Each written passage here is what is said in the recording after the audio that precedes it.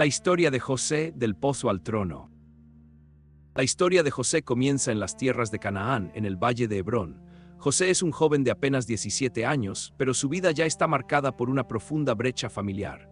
Es el hijo de la vejez de Jacob, también llamado Israel, y no un hijo cualquiera. Es el primogénito de Raquel, la mujer a quien Jacob más amó y por la que trabajó 14 años. Raquel murió dando a luz a Benjamín, el hermano menor de José, lo que hizo que Jacob volcara todo su amor, su nostalgia y su favoritismo sobre el joven José. Este favoritismo no era un secreto. Jacob mandó a confeccionar para José una túnica especial. La Biblia la describe como una túnica de diversos colores o de mangas largas, reservada para la realeza y los nobles que no hacían trabajos forzados. Mientras sus 10 hermanos mayores vestían ropas burdas de pastores, gastadas por el sol y el polvo, José caminaba entre ellos con una prenda que gritaba una sola cosa: tú eres el elegido para heredar la primogenitura. El texto bíblico es tajante. Sus hermanos, al ver que su padre lo amaba más que a todos ellos, le aborrecían y no podían hablarle pacíficamente. Cada saludo era tenso, cada mirada un reproche. Para empeorar la situación, José trabajaba pastoreando las ovejas junto a los hijos de Bila y de Silpa, las siervas de su padre. Siendo joven e íntegro, José no callaba las malas acciones de sus hermanos y llevaba a su padre Jacob malos informes de lo que ellos hacían en el campo. Para sus hermanos, José no solo era el preferido, era el informante. El ambiente ya era volátil, pero la chispa definitiva llegó a través de los sueños. Dios comenzó a revelarle a José su futuro, pero el joven, quizás con una mezcla de inocencia y falta de prudencia, decidió compartirlos. Escuchad ahora este sueño que he soñado, les dijo José a sus hermanos. He aquí que atábamos manojos en medio del campo, y he aquí que mi manojo se levantaba y estaba derecho, y vuestros manojos estaban alrededor y se inclinaban al mío. La respuesta de sus hermanos fue inmediata y furiosa. ¿Reinarás tú sobre nosotros o señorearás sobre nosotros? Y le aborrecieron aún más a causa de sus sueños y de sus palabras. Poco después, José tuvo un segundo sueño, aún más audaz, y esta vez lo contó tanto a sus hermanos como a su padre. He aquí que he soñado otro sueño, y he aquí que el sol y la luna y 11 estrellas se inclinaban a mí. Esta vez, incluso Jacob lo reprendió, intuyendo el peligro de tales afirmaciones. ¿Qué sueño es este que soñaste? ¿Acaso vendremos yo y tu madre y tus hermanos a inclinarnos a tierra ante ti? Sin embargo, hubo una diferencia crucial. Mientras sus hermanos le tenían envidia y rabia contenido, Jacob meditaba en el asunto, guardando aquellas palabras en su corazón, recordando cómo Dios también le había hablado a él en visiones en el pasado.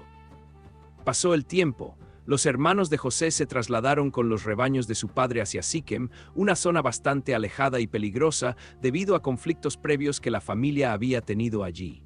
Jacob, preocupado por el bienestar de sus hijos y del ganado, llamó a José. Tus hermanos apacientan las ovejas en Siquem, ven y te enviaré a ellos, le dijo Jacob. Heme aquí, respondió José sumiso. José partió desde el valle de Hebrón hacia Siquem. Al llegar no encontró a sus hermanos. Mientras vagaba por el campo, un hombre lo vio y le preguntó qué buscaba. José respondió: busco a mis hermanos, te ruego que me digas dónde están apacentando. El hombre le informó que los había oído decir: vamos a Dotán. José, sin dudarlo, siguió el camino hacia Dotán. Desde la lejanía, recortada contra el horizonte, los hermanos divisaron la silueta de José. La túnica de colores lo delató a kilómetros de distancia. El resentimiento acumulado durante años hirvió en un instante. Y aquí viene el soñador, se dijeron unos a otros. Ahora pues, venid y matémosle y echémosle en una cisterna y diremos: alguna mala bestia lo devoró, y veremos qué serán sus sueños. Rubén, el hermano mayor, sintiendo la responsabilidad sobre sus hombros y queriendo librar a José de la muerte para devolverlo sano y salvo a su padre, intervino. No le quitemos la vida, no derraméis sangre, echadlo en esta cisterna que está en el desierto y no pongáis mano en él. Cuando José llegó finalmente a donde estaban sus hermanos esperando un saludo familiar, fue emboscado. Sin piedad arremetieron contra él. Lo primero que hicieron fue arrancarle la túnica de colores, el símbolo de su desprecio. Luego lo arrastraron y lo arrojaron a la cisterna. La Biblia añade un detalle sombrío: y la cisterna estaba vacía, no había en ella agua. José quedó atrapado en el fondo de un pozo seco, oscuro, bajo el inclemente sol del desierto. Más adelante en el Génesis se nos revela que, desde el fondo del pozo, José lloraba y les suplicaba con angustia que tuvieran misericordia, pero ellos cerraron sus oídos. Con una frialdad asombrosa, tras arrojar a su propio hermano al pozo, los 10 hermanos se sentaron a comer pan. Mientras comían, levantaron los ojos y vieron una compañía de ismaelitas que venían de Galaad, una caravana de mercaderes con sus camellos cargados de especias, bálsamo y mirra, que bajaban hacia Egipto. Judá, viendo la oportunidad, habló a sus hermanos: ¿Qué provecho hay en que matemos a nuestro hermano y encubramos su sangre? Venid y vendámosle a los ismaelitas, y no sea nuestra mano contra él, porque él es nuestro hermano, nuestra propia carne. Sus hermanos convinieron con él. Cuando los mercaderes madianitas, que formaban parte de la caravana, pasaron por allí, sacaron ellos a José de la cisterna y lo vendieron a los ismaelitas por 20 piezas de plata. José, encadenado, vio cómo su familia lo entregaba a unos extraños para ser llevado como esclavo a una tierra pagana. Cuando Rubén regresó a la cisterna, ya que no estuvo presente en el momento exacto de la venta, y vio que José no estaba, rasgó sus vestidos en señal de profundo dolor. Volvió a sus hermanos y les dijo con desesperación: el joven no parece, y yo, ¿a dónde iré yo? Para encubrir su crimen, los hermanos armaron una mentira perfecta. Tomaron la túnica de José, mataron un cabrito de las cabras y tiñeron la túnica con la sangre. Regresaron a Hebrón y le presentaron la túnica ensangrentada a su anciano padre, diciéndole con una crueldad calculada: esto hemos hallado, reconoce ahora si es o no la túnica de tu hijo. Jacob la reconoció al instante, su corazón se rompió. La túnica de mi hijo es, alguna mala bestia lo devoró, José ha sido despedazado. Jacob rasgó sus vestidos, se vistió de cilicio y lloró a su hijo por muchos días. Todos sus hijos y todas sus hijas se levantaron para consolarlo, mostrando una hipocresía monumental, pero Jacob rehusó recibir consuelo, diciendo: porque descenderé enlutado a mi hijo hasta el Seol. Y lo lloró su padre. Mientras tanto, en una tierra extraña, el relato bíblico nos traslada al mercado de esclavos de la superpotencia del mundo antiguo.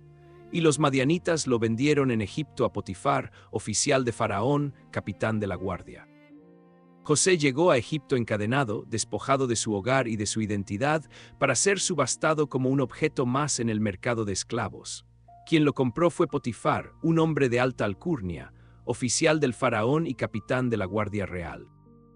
Para un joven hebreo acostumbrado a la vida nómada de pastores en tiendas de campaña, la casa de Potifar debió ser un choque cultural inmenso, llena de lujos, jeroglíficos, ritos paganos y una estricta burocracia. Sin embargo, el Génesis abre este capítulo de su vida con una de las frases más poderosas del relato: «Mas Jehová estaba con José, y fue varón próspero». Aunque Dios parecía silencioso en la distancia, su presencia se manifestaba de forma práctica en todo lo que José tocaba. José no se hundió en la autocompasión, trabajó con tal excelencia, integridad y diligencia que su amo egipcio no tardó en notar que el joven tenía un favor divino inusual. El texto dice que Potifar vio que Jehová estaba con él, y que todo lo que él hacía, Jehová lo hacía prosperar en su mano. Así José halló gracia a los ojos de Potifar y comenzó a ascender. De ser un esclavo de limpieza, pasó a ser su sirviente personal y finalmente Potifar lo nombró mayordomo de toda su casa, entregando en sus manos el control absoluto de todos sus bienes. La bendición de Dios sobre José se extendió a toda la casa del egipcio. Y aconteció que desde cuando le dio el encargo de su casa y de todo lo que tenía, Jehová bendijo la casa del egipcio por causa de José, y la bendición de Jehová estaba sobre todo lo que tenía, así en la casa como en el campo. Potifar llegó a confiar tanto en la honestidad de José que se desentendió por completo de la administración de su riqueza. El relato bíblico dice, con un toque de ironía y realismo, que Potifar no sabía de junto a él de nada, sino del pan que comía. José lo gobernaba todo. El texto bíblico hace un paréntesis crucial para describir el aspecto físico del joven hebreo, y era José de hermoso semblante y bella presencia. Había heredado la belleza de su madre Raquel. José ya no era el muchacho flaco que sacaron del pozo, ahora era un hombre joven, apuesto, educado y en la cúspide de su autoridad laboral. Esta combinación de poder y atractivo físico llamó la atención de una persona peligrosa. la esposa de Potifar. La mujer comenzó a codiciarlo. El relato describe un acoso sistemático y diario. Ella puso sus ojos en José y le hizo una propuesta directa y descarada: duerme conmigo. Para un esclavo, negarse a los deseos de la esposa de su amo podía significar la muerte, pero José se mantuvo firme en sus principios éticos y espirituales. Él le respondió con respeto pero con total firmeza, recordándole la confianza que su esposo había depositado en él. He aquí que mi señor no sabe de junto a mí lo que hay en la casa, y ha puesto en mi mano todo lo que tiene. No hay otro mayor que yo en esta casa, y ninguna cosa me ha reservado sino a ti, por cuanto tú eres su mujer. ¿Cómo pues haría yo este grande mal y pecaría contra Dios? José entendía que el adulterio no solo era una traición a su jefe humano, sino un pecado directo contra el Dios que lo había guardado desde el pozo. A pesar de la negativa, la mujer no desistió. El texto enfatiza que ella le hablaba a José cada día. José, demostrando una gran sabiduría y dominio propio, no solo se negaba a acostarse con ella, sino que evitaba a toda costa estar a solas en el mismo lugar que ella. El clímax de la tensión llegó un día en que el destino pareció jugar a favor de la mujer. José entró en la casa para cumplir con sus deberes cotidianos de administración y dio la casualidad de que no había nadie de los de casa allí dentro. La casa estaba desierta. La mujer vio la oportunidad perfecta. Lo abordó por sorpresa, lo agarró con fuerza por la ropa y le repitió la orden: duerme conmigo. José se vio atrapado físicamente. En ese instante de máxima presión, tomó la decisión más radical. Prefirió perder su honra externa antes que su pureza interna. Dejó su ropa en las manos de ella, dio media vuelta y huyó hacia afuera, saliendo corriendo de la casa. Al verse rechazada, con la ropa de José en sus manos y el orgullo herido, el deseo de la mujer se transformó instantáneamente en un odio patológico. Sabía que si José hablaba, ella quedaría expuesta. Decidió atacar primero utilizando la prenda como evidencia incriminatoria. Comenzó a gritar con fuerza para llamar a los criados. Cuando los hombres de la casa entraron corriendo, ella les presentó una historia completamente distorsionada, manipulando el racismo latente de los egipcios hacia los hebreos. Mirad, nos ha traído un hebreo para que hiciese burla de nosotros. Vino él a mí para dormir conmigo, y yo di grandes voces, y viendo que yo alzaba la voz y gritaba, dejó a mi lado su ropa, y huyó y salió. La mujer guardó la ropa de José a su lado hasta que Potifar regresó a casa por la noche. Con lágrimas falsas y una frialdad impresionante, le repitió la misma mentira a su esposo. El siervo hebreo que nos trajiste vino a mí para deshonrarme, y cuando yo alcé mi voz y grité, él dejó su ropa a mi lado y huyó fuera. Al escuchar las palabras de su esposa, la Biblia dice que se encendió el furor de Potifar. Aunque algunos eruditos sugieren que Potifar pudo haber dudado de la total veracidad de su esposa, ya que la ley egipcia castigaba el intento de violación de un esclavo con la muerte inmediata, y Potifar no mandó a ejecutar a José. El oficial no podía ignorar tal acusación pública sin perder su honor. Potifar arrestó a José y tomó una medida drástica: lo envió a la cárcel donde estaban los presos del rey.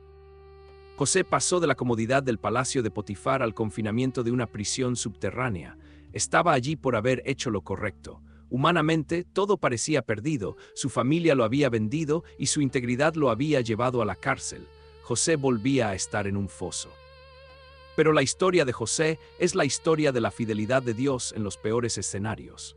El capítulo 39 del Génesis cierra de la misma manera en que abrió, recordándonos que las paredes de una prisión no pueden encerrar la bendición divina. Pero Jehová estaba con José y le extendió su misericordia, y le dio gracia en los ojos del jefe de la cárcel. El jefe de la prisión, al igual que Potifar antes que él, no tardó en darse cuenta de que José era un hombre extraordinario. La integridad del joven hebreo brillaba incluso en el ambiente corrupto de una cárcel. Pronto, el alcaide depositó en manos de José el cuidado de todos los presos que había en aquella prisión. Todo lo que se hacía allí, José lo hacía. El jefe de la cárcel no necesitaba supervisar nada de lo que estaba bajo el cuidado de José, porque Jehová estaba con él, y lo que él hacía, Jehová lo prosperaba.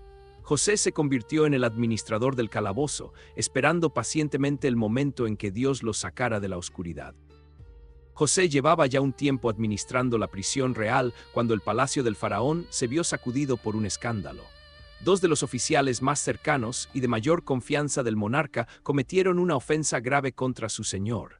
El jefe de los coperos, encargado de probar y servir el vino del rey para evitar envenenamientos, y el jefe de los panaderos, responsable de los banquetes reales. Furioso, el faraón mandó arrestar a ambos hombres y, por los giros de la providencia, fueron enviados exactamente a la misma prisión donde José estaba recluido, bajo la custodia del capitán de la guardia. El jefe de la cárcel asignó a José el cuidado personal de estos dos prominentes prisioneros. José les servía y pasaron juntos un buen tiempo en el calabozo. Una noche, una atmósfera densa inundó la celda. Tanto el copero como el panadero tuvieron un sueño cada uno, la misma noche, cada sueño con su propio y profundo significado. A la mañana siguiente, cuando José entró a servirlos, su sensibilidad y empatía le hicieron notar que algo andaba mal. Los miró con atención y vio que sus rostros estaban cargados de angustia y abatimiento. «¿Por qué están hoy vuestros rostros tan tristes?», les preguntó José. «Hemos tenido un sueño», respondieron ellos con frustración, «y no hay quien lo interprete». En Egipto, la interpretación de sueños era una ciencia sagrada reservada para magos y sabios que cobraban fortunas.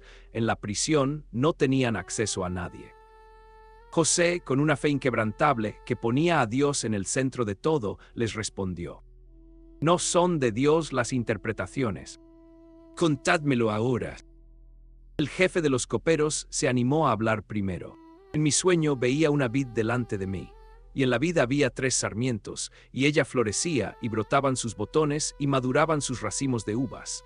Y la copa de Faraón estaba en mi mano, y tomaba yo las uvas y las exprimía en la copa de Faraón, y daba yo la copa en la mano de Faraón». José, iluminado por el Espíritu de Dios, desveló el misterio de inmediato. «Esta es su interpretación: los 3 sarmientos son 3 días. Al cabo de 3 días levantará Faraón tu cabeza y te restituirá a tu puesto, y darás la copa a Faraón en su mano, como solías hacerlo cuando eras su copero». Sabiendo que esta era su oportunidad de libertad, José le hizo un ruego desesperado al copero, abriendo por un instante su corazón herido. «Acuérdate de mí cuando tengas ese bien, y te ruego que uses conmigo de misericordia, y hagas mención de mí a Faraón, y me saques de esta casa. Porque fui hurtado de la tierra de los hebreos, y tampoco he hecho aquí nada para que me pusiesen en la cárcel». El jefe de los panaderos, al ver que la interpretación del copero había sido favorable y bendita, se apresuró a contar el suyo. «También yo soñé que veía 3 canastillos blancos sobre mi cabeza.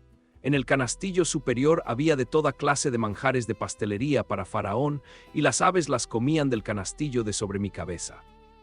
El rostro de José debió transformarse. La interpretación para el panadero era trágica. «Esta es su interpretación: los 3 canastillos son 3 días. Al cabo de 3 días quitará Faraón tu cabeza de sobre ti y te colgará en una horca, y las aves comerán tus carnes de sobre ti». Al tercer día, tal como José había profetizado, se celebraba el cumpleaños del faraón, quien ofreció un gran banquete a todos sus cortesanos. En medio de la fiesta, el rey pasó juicio, restituyó en su oficio al jefe de los coperos, quien volvió a poner la copa en la mano del faraón, pero mandó a ahorcar al jefe de los panaderos, cumpliéndose la palabra exacta de José. Sin embargo, la amargura golpeó de nuevo al joven hebreo. El jefe de los coperos no se acordó de José, sino que le olvidó. Pasaron los meses. Las hojas del calendario cayeron una a una hasta completarse 2 años enteros. 2 años más de humedad, cadenas, olvido y silencio en el calabozo para José, cuya fe estaba siendo probada al extremo en el crisol del tiempo. Hasta que una noche, el hombre más poderoso de la tierra tembló en su propia cama. El faraón tuvo 2 pesadillas consecutivas que lo despertaron sobresaltado.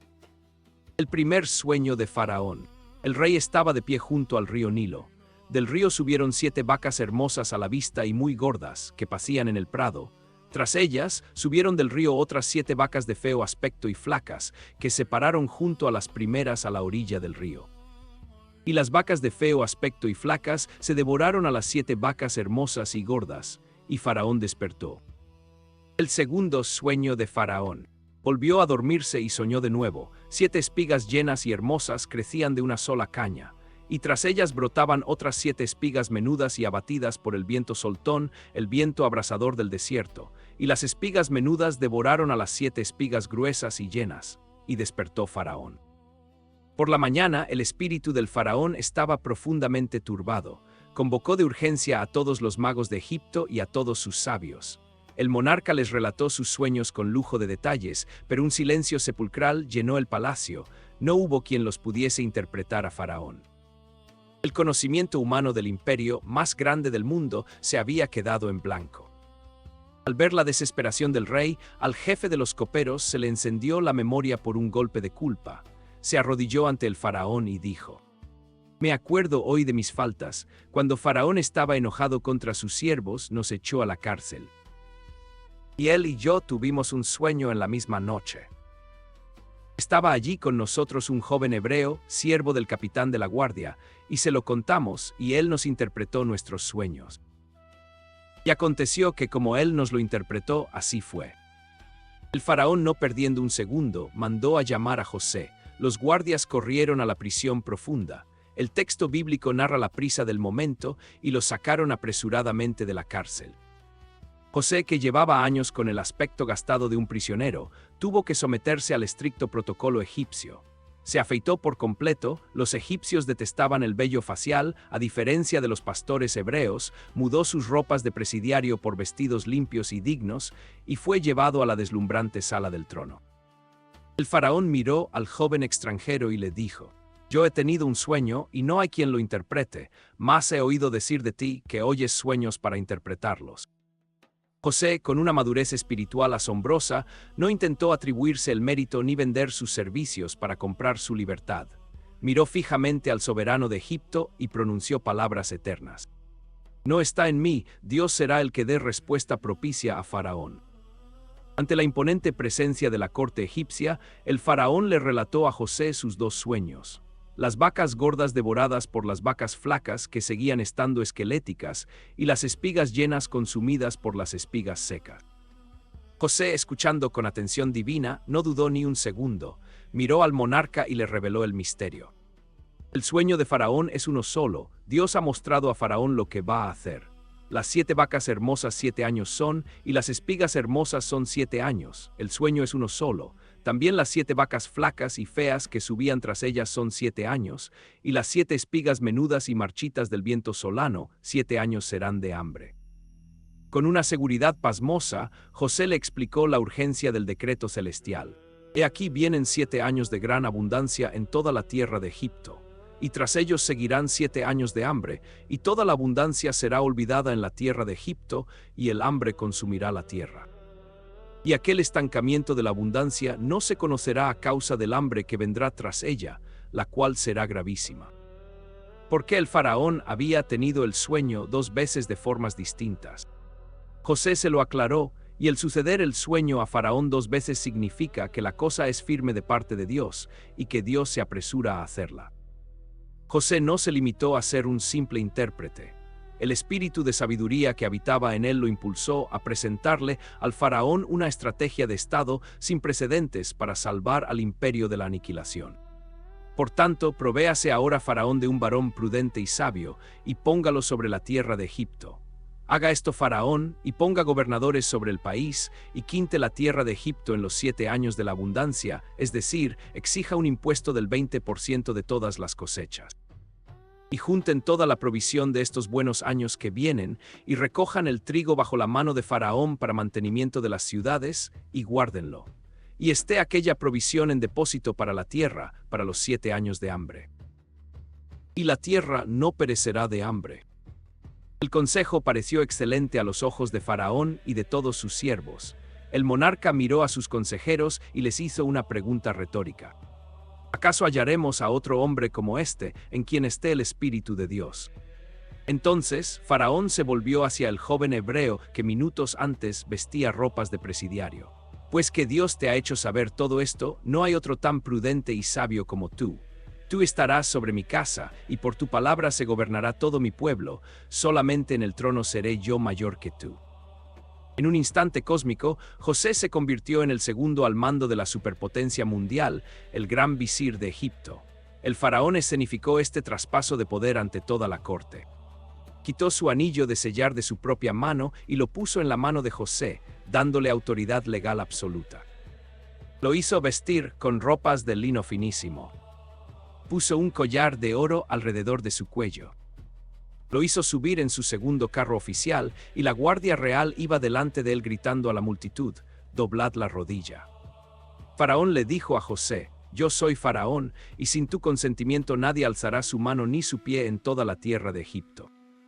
Para integrarlo completamente en la nobleza egipcia, Faraón le cambió el nombre a Safenat Panea, que significa Salvador del mundo o Dios habla y él vive, y le dio por esposa a Asenat, hija de Potifera, sacerdote de la sagrada ciudad de On, Heliópolis. José tenía exactamente 30 años cuando compareció ante el rey. Habían pasado 13 años desde que sus hermanos lo arrojaron al pozo. José salió de la presencia de Faraón y comenzó a recorrer todo el imperio. No se quedó en el palacio disfrutando del lujo, se puso a trabajar de inmediato. Durante los 7 años de tremenda fertilidad, la tierra produjo a manos llenas.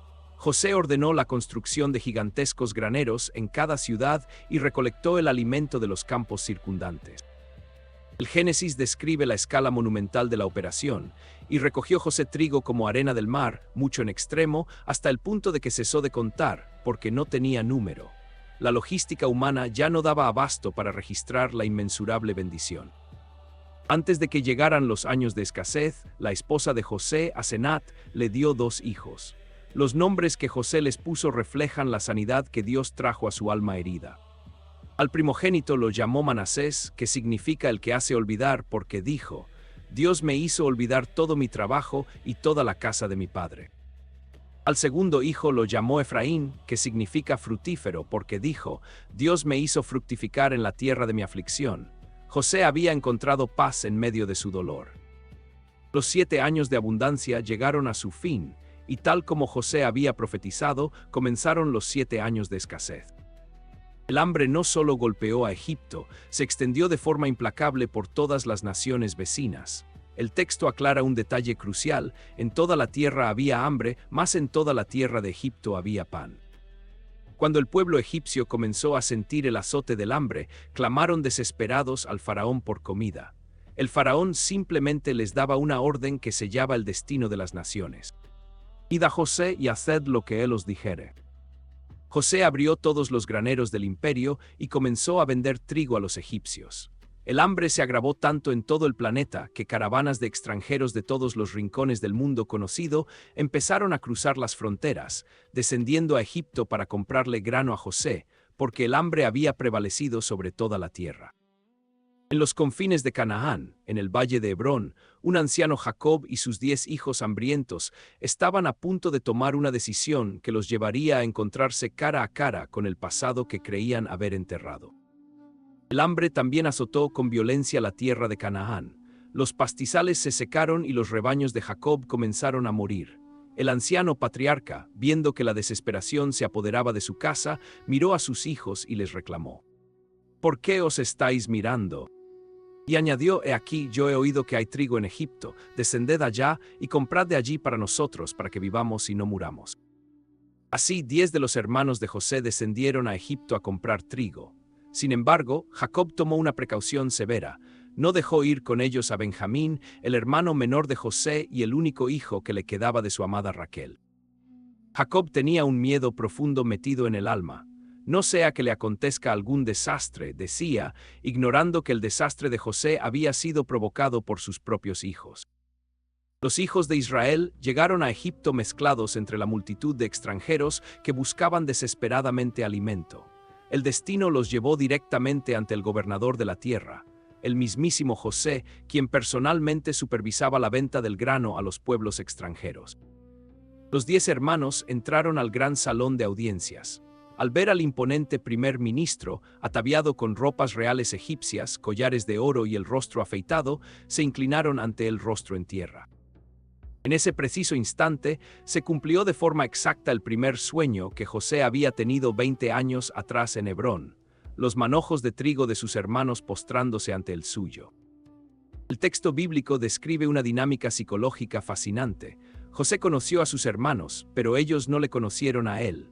Para ellos, José era un esclavo muerto o perdido para siempre en los campos de trabajo. Jamás imaginarían que el gobernante supremo de Egipto era el muchacho al que arrojaron al pozo. José, al verlos postrados, se acordó de los sueños que había tenido acerca de ellos.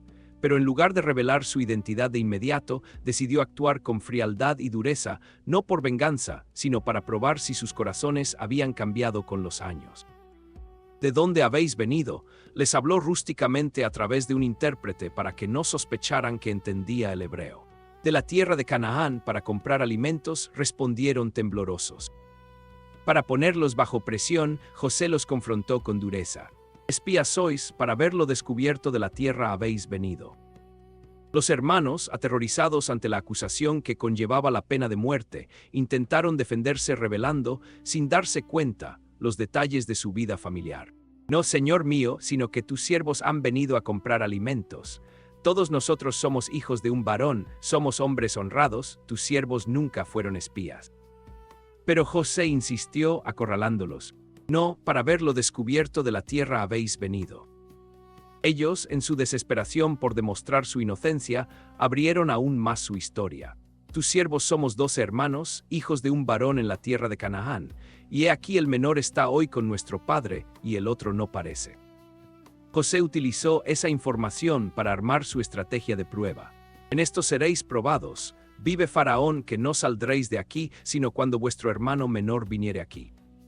Enviad a uno de vosotros y traiga a vuestro hermano, y vosotros quedad presos, y vuestras palabras serán probadas si hay verdad en vosotros, y si no, vive Faraón que sois espías.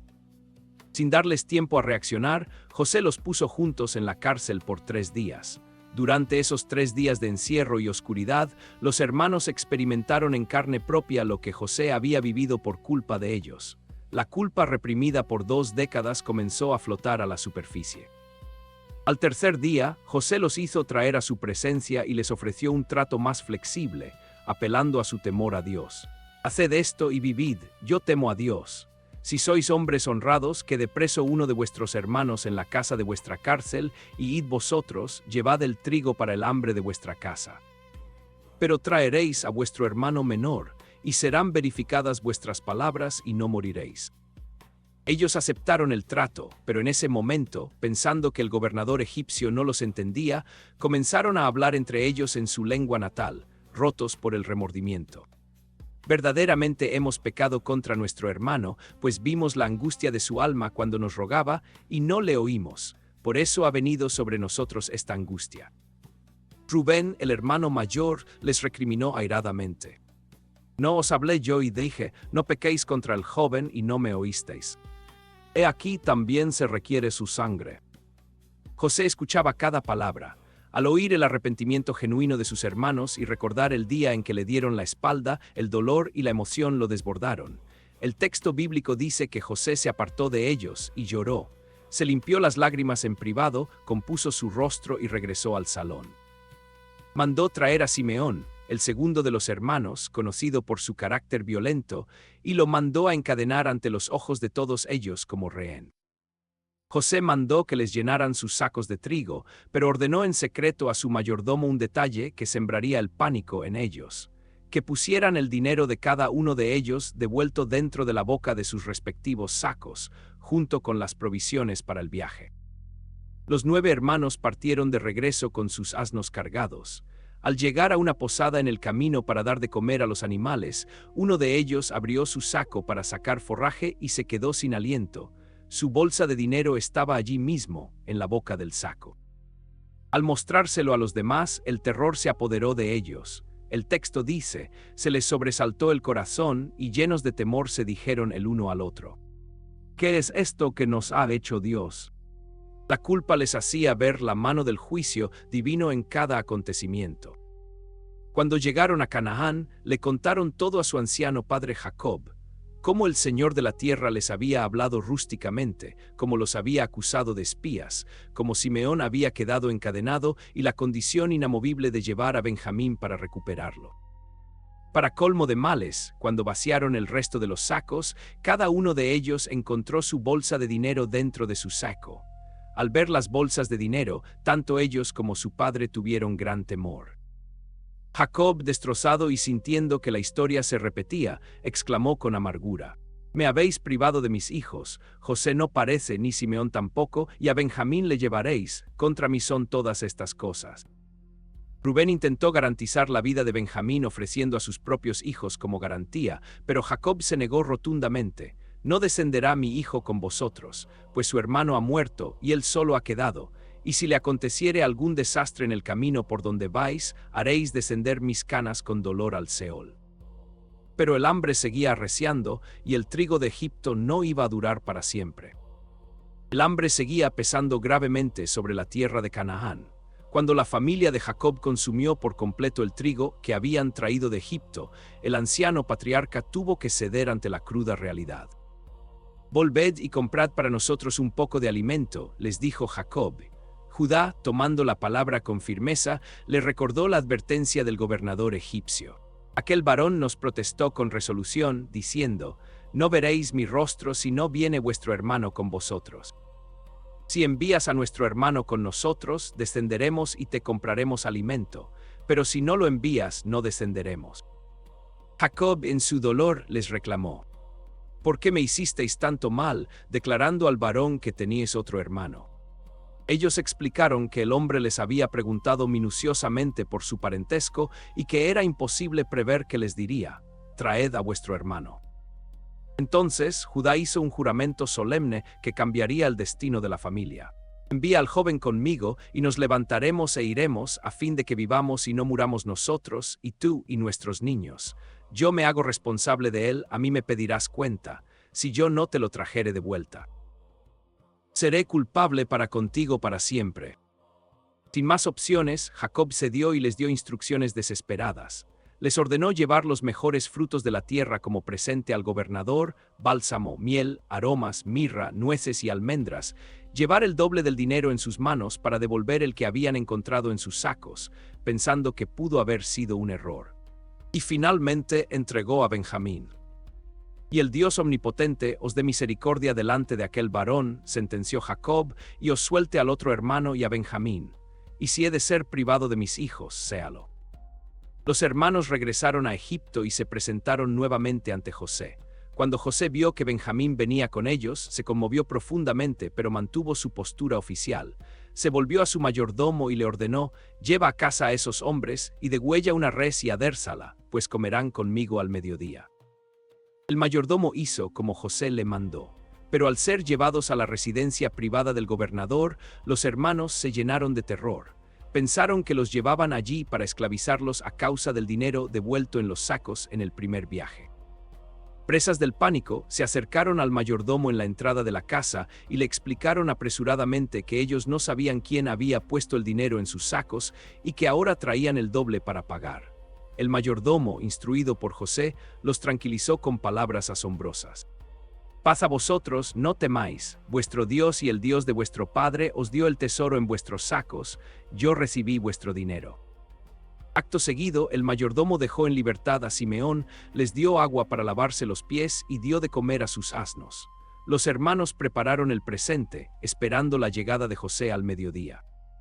Cuando José llegó a la casa, ellos le ofrecieron el presente y se inclinaron ante él hasta la tierra. José les preguntó cómo estaban y añadió con el corazón en un hilo: «Vuestro padre, el anciano que dijisteis, lo pasa bien. Vive aún».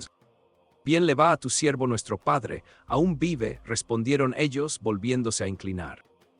Entonces José alzó sus ojos y vio a Benjamín, su hermano de madre, el niño que apenas recordaba. «¿Es este vuestro hermano menor de quien me hablasteis?», preguntó, y mirándolo fijamente le dijo: «Dios tenga de ti misericordia, hijo mío». La emoción fue demasiado fuerte. El texto bíblico narra que José se apresuró a salir porque se encendieron sus entrañas a causa de su hermano y buscó dónde llorar. Entró en su cámara privada y lloró allí a solas. Tras lavarse el rostro para borrar las huellas del llanto, dominó sus sentimientos, salió y ordenó: «Servid el pan». El banquete se dispuso según las estrictas leyes de pureza egipcias. José comía solo en su mesa. Los egipcios comían en otra porque consideraban una abominación comer con hebreos y los hermanos en otra. Pero algo dejó estupefactos a los hermanos. José los sentó delante de él en estricto orden de edad, desde el mayor según su primogenitura hasta el menor según su juventud. Los hombres se miraban unos a otros llenos de asombro. ¿Cómo sabía ese egipcio sus edades exactas? Además, cuando José les enviaba porciones desde su propia mesa, la porción de Benjamín era 5 veces mayor que la de cualquiera de los otros.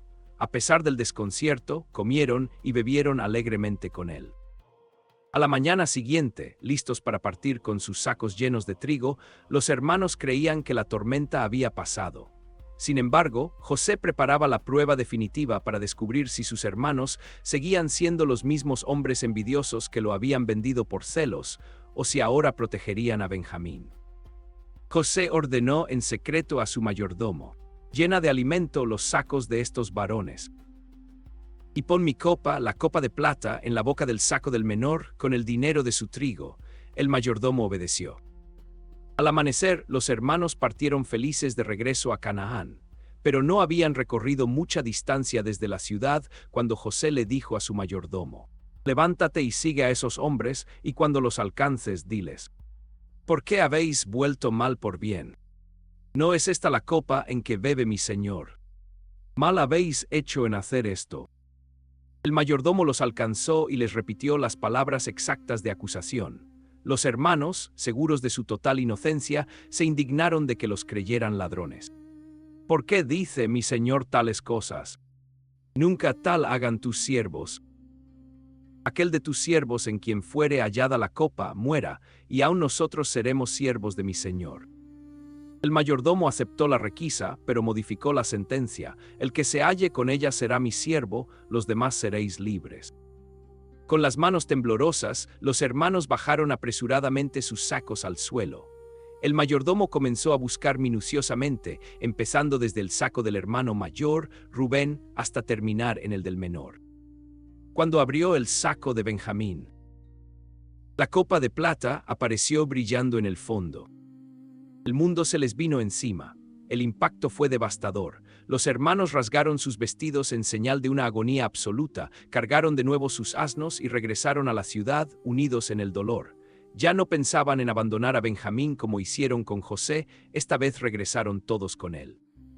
Llegaron a la casa de José, quien todavía estaba allí, y se postraron en tierra ante él. José los confrontó con fingida dureza. «¿Qué hazaña es esta que habéis hecho? ¿No sabéis que un hombre como yo sabe adivinar?». Fue entonces cuando Judá, el mismo que hace 20 años propuso vender a José, se adelantó para dar el discurso más conmovedor e importante del Génesis. Judá no intentó defender lo indefendible ni acusar a Benjamín. En su lugar, reconoció la justicia divina sobre sus pecados pasados. «¿Qué diremos a mi Señor?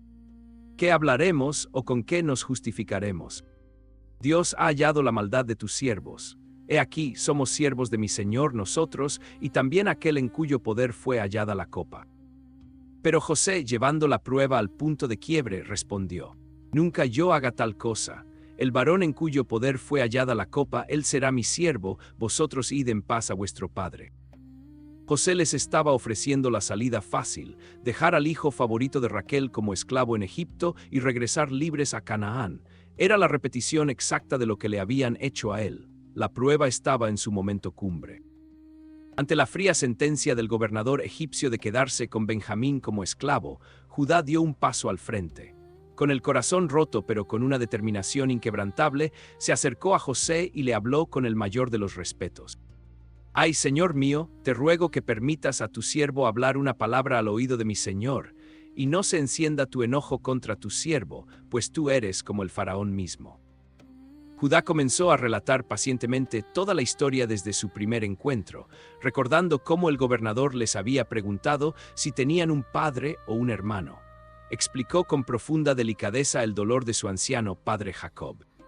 «Y nosotros respondimos a mi señor: tenemos un padre anciano y un hermano joven, pequeño aún, que le nació en su vejez, y un hermano de éste murió, y él solo quedó de su madre, y su padre lo ama». Judá le describió a José la agonía que vivieron en Canaán cuando Jacob se negaba a dejar ir al muchacho, diciendo que si le pasaba algo malo a Benjamín, sus canas descenderían con dolor al Seol. Entonces Judá llegó al punto central de su intercesión, revelando que él mismo se había quedado como fiador de la vida del joven. Ahora pues, cuando vuelva yo a tu siervo mi padre, si el joven no va conmigo, como su alma está ligada a la de él, sucederá que cuando vea que el joven no está, morirá. Y tus siervos harán descender las canas de tu siervo nuestro padre con dolor al Seol, como tu siervo salió por fiador del joven con mi padre. Te ruego, por tanto, que quede ahora tu siervo en lugar del joven por siervo de mi señor, y que el joven vaya con sus hermanos, porque ¿cómo volveré yo a mi padre sin el joven? No podré ver el mal que sobrevendrá a mi padre. Judá estaba dispuesto a perder su propia libertad, a pasar el resto de sus días como un esclavo en Egipto, con tal de salvar a su hermano menor y evitar que su padre muriera de tristeza. Al escuchar aquellas palabras, José ya no pudo contenerse más ante todos los que estaban a su lado. La prueba había terminado, sus hermanos habían cambiado de verdad. El egoísmo y la envidia del pasado habían sido reemplazados por el amor fraternal y el espíritu de sacrificio. Con la voz quebrada por la emoción, José dio una orden tajante a sus guardias oficiales: «Haced salir de mi presencia a todos». Las puertas del gran salón se cerraron, quedando adentro únicamente José y sus 11 hermanos. En ese instante de intimidad absoluta, José rompió a llorar con tanta fuerza y desesperación que el texto bíblico dice que lo oyeron los egipcios, y la noticia llegó hasta la casa del faraón. Eran los sollozos de 20 años de dolor, soledad y añoranza que finalmente encontraban consuelo. Los hermanos miraban desconcertados al imponente primer ministro que lloraba desconsoladamente ante ellos. Entonces, el gobernador dejó de hablar a través del intérprete, los miró a los ojos y pronunció en su propia lengua hebrea las palabras más impactantes de sus vidas. «Yo soy José. ¿Vive aún mi padre?». Al escuchar aquellas palabras, el terror congeló el salón. Sus hermanos no pudieron responderle porque estaban turbados e impertérritos delante de él. El miedo los paralizó. El hombre que gobernaba el imperio de la comida, el que tenía el poder de vida y muerte sobre ellos, era el niño al que habían traicionado y vendido. Esperaban la ejecución inmediata. José, con una ternura infinita, notó su pánico y les habló con mansedumbre. «Acercaos ahora a mí». Ellos se acercaron tímidamente, y él insistió: «Yo soy José vuestro hermano, el que vendisteis para Egipto». Pero en lugar de lanzar una amenaza de venganza, José les abrió los ojos a los misterios de la providencia divina, sanando la culpa de sus corazones con palabras de gracia. «Ahora pues no os entristezcáis, ni os pese de haberme vendido acá, porque para preservación de vida me envió Dios delante de vosotros. Pues ya ha habido 2 años de hambre sobre la tierra, y aún quedan 5 años en los que no habrá arada ni siega. Y Dios me envió delante de vosotros para preservaros posteridad sobre la tierra, y para daros vida por medio de gran liberación. Así pues, no me enviasteis acá vosotros, sino Dios, que me ha puesto por padre de Faraón y por señor de toda su casa, y por gobernador en toda la tierra de Egipto». José entendió que sus sufrimientos, el pozo, la esclavitud, la falsa acusación y la cárcel, no habían sido accidentes trágicos, sino el plan maestro de Dios para posicionarlo en el trono y así salvar de la hambruna no solo a Egipto, sino a la propia línea mesiánica de su familia. Dicho esto, José dio instrucciones apresuradas de lo que debían hacer. «Daos prisa, id a mi padre y decidle: así dice tu hijo José, Dios me ha puesto por señor de todo Egipto, ven a mí, no te detengas, habitarás en la tierra de Gosén y estarás cerca de mí. Y allí te alimentaré, pues aún quedan 5 años de hambre». Entonces, rompiendo toda distancia real, José se echó sobre el cuello de su hermano Benjamín y lloró, y también Benjamín lloró sobre su cuello. Después, con profunda reconciliación, besó a todos sus hermanos y lloró sobre ellos. Fue solo después de este derramamiento de amor y perdón que sus hermanos finalmente recobraron el habla y comenzaron a conversar con él, borrando para siempre las décadas de silencio y enemistad. La noticia de que los hermanos de José habían llegado se difundió rápidamente por el palacio y agradó mucho al faraón y a sus siervos. El monarca, demostrando el inmenso aprecio que le tenía a José, mandó a llamarlo. «Di a tus hermanos, haced esto, cargad vuestras bestias e id, volved a la tierra de Canaán, Y tomad a vuestro padre y a vuestras familias, y venid a mí, porque yo os daré lo bueno de la tierra de Egipto, y comeréis de la abundancia de la tierra. Y tú mándales, haced esto, tomaos de la tierra de Egipto carros para vuestros niños y vuestras mujeres, y traed a vuestro padre y venid. Y no os preocupéis por vuestros enseres, porque la riqueza de toda la tierra de Egipto será vuestra. Los hijos de Israel hicieron todo tal como se les ordenó. José les dio carros conforme a la orden de Faraón y les suministró provisiones para el camino. A cada uno de ellos le dio mudas de vestidos, pero a Benjamín lo distinguió dándole 300 piezas de plata y 5 mudas de vestidos. Para su padre, José envió 10 asnos cargados de lo mejor de Egipto y 10 asnas cargadas de trigo, pan y comida para el viaje. Al despedir a sus hermanos, conociendo perfectamente sus temperamentos, les dio un último consejo sabio para el camino. No riñáis por el camino, es decir, no comiencen a culparse unos a otros por el pasado mientras viajan. Y así la caravana partió de Egipto rumbo a las tierras altas de Canaán, llevando la noticia más increíble de la historia familiar. Los hermanos subieron de Egipto y llegaron finalmente a la tierra de Canaán, a la tienda de su anciano padre Jacob. Con el corazón latiendo a 1000 por hora, entraron y le soltaron la increíble noticia sin anestesia. José, mi hijo, vive todavía, y él es señor en toda la tierra de Egipto. El impacto fue tan violento para el anciano que el texto bíblico dice que su corazón se desmayó porque simplemente no les creía. Había pasado 20 años llorando a un hijo muerto. Aceptar que estaba vivo y gobernando el imperio más grande del mundo superaba toda lógica humana. Sin embargo, los hermanos comenzaron a relatarle pacientemente todas las palabras que José les había dicho. Pero el argumento definitivo no estuvo en sus voces, sino afuera. Cuando Jacob salió de la tienda y vio los fastuosos carros egipcios que José había enviado para transportarlo, su espíritu revivió por completo. «Basta», exclamó Israel, quebrado por la emoción. «José, mi hijo, vive todavía. Iré y le veré antes que yo muera». Jacob recogió todas sus pertenencias y emprendió el viaje hacia el sur con toda su descendencia. Al llegar a la histórica frontera de Beerseba, el patriarca se detuvo y ofreció sacrificios al Dios de su padre Isaac. Jacob tenía miedo. Estaba bien dejar la tierra prometida para descender a Egipto. ¿Acaso no había sido allí donde su abuelo Abraham había tenido problemas? Dios le respondió a Israel en visiones de la noche. «Jacob, Jacob», llamó el Señor. «Heme aquí», respondió él.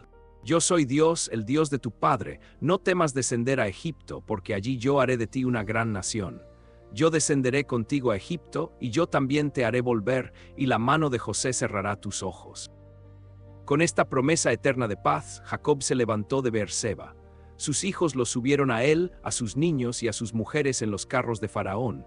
Llevaron también sus ganados y los bienes que habían adquirido en Canaán, llegando a Egipto. El relato bíblico detalla que el número total de las personas de la casa de Jacob que entraron en Egipto fue de 70 almas. Jacob envió a Judá por delante de él para que avisara a José de su llegada a la provincia de Gosén, la zona más fértil del norte de Egipto, ideal para el pastoreo. Al recibir el aviso, José mandó a preparar su carro real y subió a Gosén a recibir a su padre. Cuando las dos comitivas se encontraron en el camino, José bajó de su carro, corrió hacia el anciano y se echó sobre su cuello, llorando sobre su cuello largo tiempo. El silencio de las décadas se disolvió en un abrazo infinito. Israel miró el rostro de su hijo amado y pronunció palabras de profunda satisfacción. «Muera yo ahora, ya que he visto tu rostro y sé que aún vives». José, conociendo la cultura de la corte, instruyó a sus hermanos sobre cómo presentarse ante el rey. Les explicó que los egipcios consideraban una abominación a los pastores de ovejas, por lo que debían declarar abiertamente su oficio para que el faraón los asentara de forma permanente en la aislada pero rica región de Gosén. José tomó a 5 de sus hermanos y los presentó ante el monarca. El faraón les preguntó por su oficio y ellos respondieron según las instrucciones de José: «Pastores de ovejas son tus siervos, así nosotros como nuestros padres. Te rogamos, pues, que permitas que habiten tus siervos en la tierra de Gosén». Faraón se volvió a José y le dio total autoridad.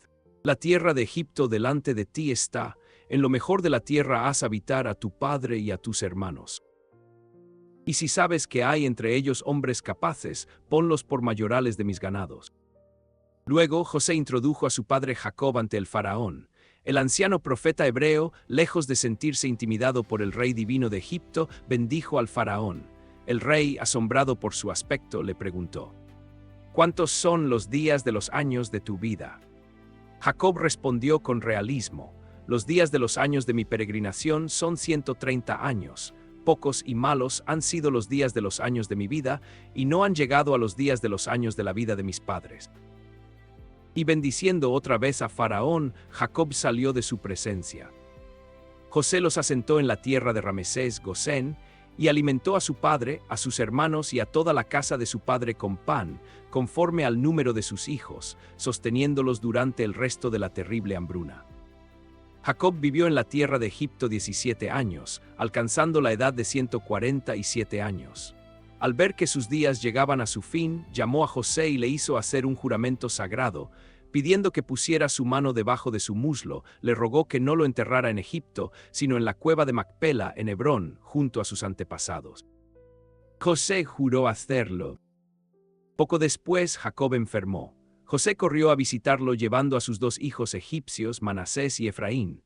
El anciano Jacob, sacando fuerzas de flaqueza, se sentó en la cama y realizó un acto legal y espiritual asombroso. Adoptó a los dos hijos de José como suyos propios, elevándolos al rango de jefes de tribus, reemplazando la posición de Rubén y Simeón debido a sus faltas pasadas.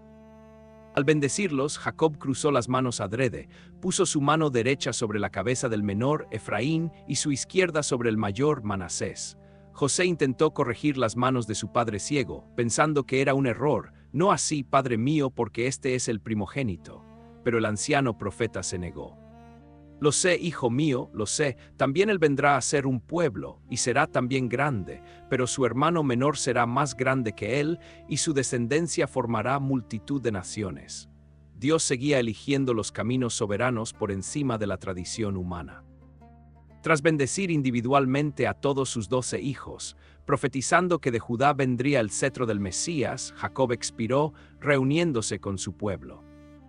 José se echó sobre el rostro de su padre, lloró sobre él y lo besó. Como primer ministro, ordenó a los médicos egipcios que embalsamaran a su padre, un proceso que duró 40 días. Egipto entero guardó luto por Israel durante 70 días.